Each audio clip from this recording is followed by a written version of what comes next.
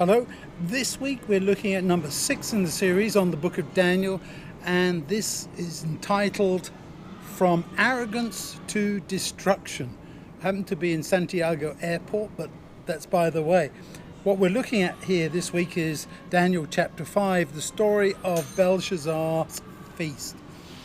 And we can't walk away from this story without a sense of tragedy and one of sorrow at the futility and the stupidity of even those who are great kings. Belshazzar, of course, the grandson of Nebuchadnezzar, we believe. Nabonidus was his father. And that's why when he makes the promise to Daniel to make him the third in the kingdom, it's because his father is number one, he's number two, and therefore Daniel could only be number 3. So that's what we understand by that. When he calls for those cups, vessels, whatever you want to call them, from the temple that Nebuchadnezzar had stolen, and uses them for these profane purposes of a drinking party, this is when time's up for Belshazzar. And that's why the hand appears and writes on the wall, Mene, Mene, Tekel, Farsim. You've been weighed in the balances and found wanting. That's the interpretation that Daniel gives. After he's brought in, kind of at the end of the line, it seems that the queen, the older queen, understood that Daniel indeed had the ability to see these things, to understand these things, and could explain what this was all about. And of course, it wasn't a very good message, because that very night, Babylon was overthrown. That was the end for Belshazzar too. It's a tragic story, one in which we see how multiple choices that are made end up in disaster.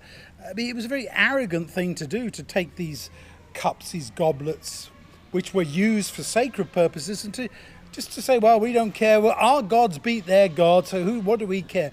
It was a deliberate act of sacrilege. I think we have to understand it that way.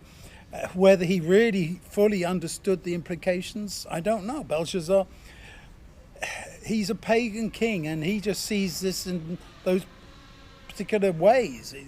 This is the way that you couldn't operate if you are the divine ruler, as the king was often seen as at that time. So in terms of what we need to understand from this, is that we need to be very careful that we don't step over the line into presumption or arrogance, to be proud, to think of ourselves as being greater.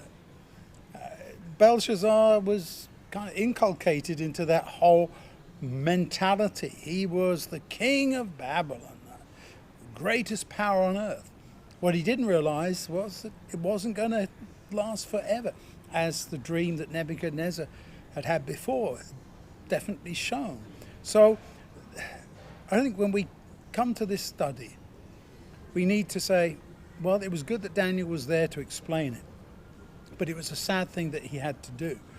And it's too bad that Belshazzar could not have been more responsive and have followed the example of Nebuchadnezzar, and at least have recognized the true God behind all of this. So a lot to think about, a lot to learn, and some hard questions to be asked, for sure.